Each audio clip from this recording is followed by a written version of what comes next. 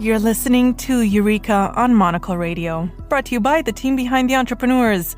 This show all about inspiring people, innovative companies, and fresh ideas in global business. I'm Laura Kramer. Vania Leles is the founder and creative director of Vanleles, a fine jewelry brand based in London with deep ties to the African continent, where many of the world's most precious gemstones and diamonds originate.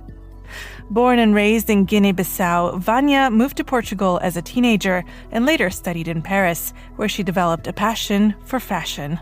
After relocating to London, she was scouted as a model and eventually made her way to New York. It's there that during a photo shoot, she was exposed to high-end jewelry, which inspired her to research the industry and its lack of African representation. That eureka moment led to her retraining completely. She studied gemology and went on to work for leading names in the industry, including Graff, De Beers, and Sotheby's. After 11 years in the business, she decided to launch her own brand with a mission to reshape the narrative around Africa's role in luxury.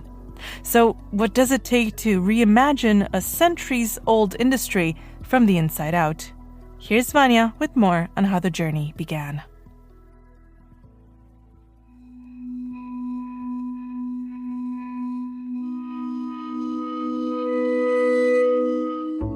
I loved modeling. I will always be grateful to the modeling industry because it led me to what I do. My booker convinced me to go to New York because I can see you will do very well there with your features and everything. So I went to New York. We signed up with an agency and it was like my dream come true. This was like early 2003. Did all these amazing jobs, and in one photo shoot, we were shooting beauty and jewelry. We had all this amazing jewelry on a table. I've never seen anything like that coming from a humble family. That was wealth I never knew. And I heard about stories about all these shops. I never had an interest to going in. It was like, you name it, all the big brands, like the biggest sparkling diamonds jewelers you could possibly see. I was so mesmerized. I remember just going to the table looking at this. And the producer of the shoot was like, how come you seem so surprised? Seeing this, probably all of these gemstones came from your home continent.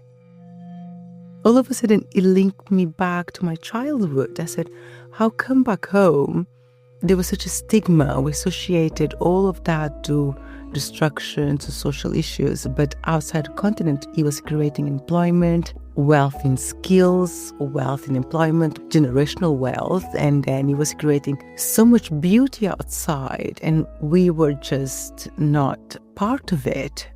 Why? I remember leaving the photo shoot that day. I was so intrigued. Even the photographer kept on telling me, can you relax? And I'm a pretty happy girl, so I was just like, I was thinking, my mind was drifting, thinking of my childhood growing up. After I left, I started doing research. I found out like pretty much everyone in Antwerp works in diamond industry, and yet Belgium doesn't produce an ounce of diamonds. How come there is no representation? This was early 2004, right?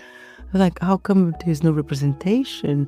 You have all these brands mining and existing for over 150 years, but yet no one has anyone. And then I was like, okay, these are brands, understandable. Let me go to the diamond district to see if I will find someone.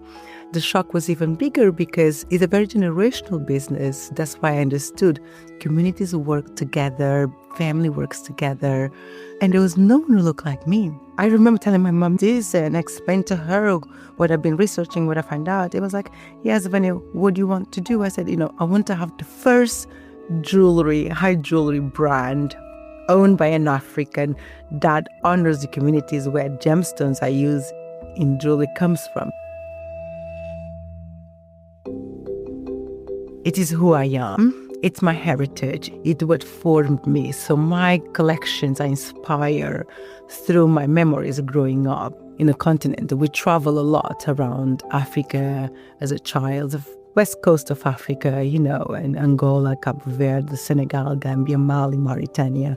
So those inspire me. For instance, I love the desert. When we used to go to Mali and to Mauritania, it's like a clay country completely, everything is singular color. And for me, it was also important because I wanted to celebrate the beauty of the gemstones coming from these African countries. So my first collections was Legends of Africa, honoring the beauty of Zambian emeralds. My second one was the Out of Africa, honoring the beauty of Mozambican rubies. When I can, I celebrate, and name the provenance of my gemstones because it's important. Mind you, this was before June 2020 when this big movement of supporting minority business. So I was already doing that with great difficulty because no one was interested. The press was not interested. The clients were not interested. In fact, the first PR company I wanted to hire, they were like, oh, I would tone down your African heritage a bit because the editors won't come. It will be hard to sell. I was like, you know what? I don't think you get the essence of who I am. So thank you. I will find someone else because this is the message I want to convey. This is who I am. This is why I entered this business in the first place, because when no one was speaking about representation or inclusion, I already had that in mind. I didn't have this kind of movement behind it. I just wanted to be part of it, but being who I am. My clients gave me wings to still be in business. I've got my brand for 10 years.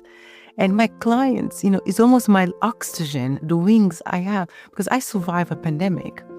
I survived Europe wars. I survived Brexit when most brands were shutting down, especially fashion, young brands. I never been stronger than I am now because I have those loyal clients. And I'm also very lucky. The clients who buy from me, they don't need all the aspirational thing that shows off that this is what I'm wearing. They loved quality. They know the quality. You're not only selling a product. You're selling a dream, you're selling a beautiful story, and they like to be part of that. I call them the most sophisticated jewelry buyers. When you're small, independent brand, you have to be so resourceful, so smart, and so frugal. How you do your selling. We don't do wholesale. We used to be Saks, Neiman Marcus.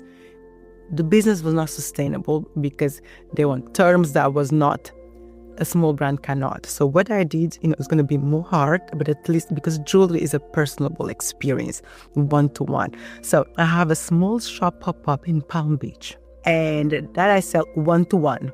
And then I do fairs. I do fairs in Doha, Bahrain, Riyadh, Jeddah, Dhahran. So I sell B2C. And then I do trunk shows. I do in London 3-4 times a year. I do New York twice a year. Normally my clients host me, or I host with a PR company to bring the press, and because it's so personable. I'm in no rush to grow massively. I can't because I don't have the financial resources to just go and open shops. Do I want to raise money to grow more? Yes, but right now I'm focusing on just nurturing my clients and doing what I really like. What's next? We're still continuing to plan our trunk show events quarterly in those key cities that we do. We have a beautiful collection with 2 beautiful collections to launch. The Treasures of Africa, which is based on the regal stories, regal symbols of the African continent. Limited, very beautiful. And then the Starlight of Africa, which is an all-white collection using diamonds for one specific country, which we're working on. The stones lead the design process. The stone give me the inspiration. So I will have the stone and then I will sketch a few things until we finalize the design. The collection, I have to find a shape, a meaning somewhere. But the bespoke pieces, the stone leads that creative process. I want every woman who loves authentic stories and mindful sourcing to be able to wear a piece of my creation.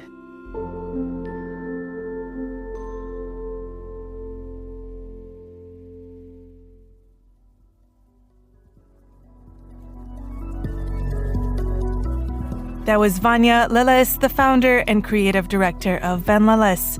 You can learn more by heading to vanleles.com. And that's it for this episode of Eureka. We'll be back next week, and look out for The Entrepreneurs, available every Wednesday. Eureka was produced by me with audio editing by Jack Jewers. Listen again and find out more at monocle.com. That's where you can join the club and subscribe to Monocle Magazine, or follow us and catch up with the archive via your preferred podcast platform. To contact the team, email me at lrk@monocle.com. Tom Edwards is back next week. I'm Laura Kramer. Goodbye, and thanks for listening to Eureka.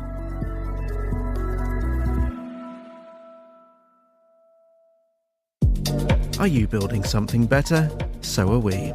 This September, Monocle's Quality of Life Conference brings together founders, creatives, and change-makers for 3 days of smart conversation, big ideas, and generous hospitality. From the future of cities to people-first leadership, we'll explore what it means to build with purpose and live well. Find out more and book your seat at monocle.com/conference.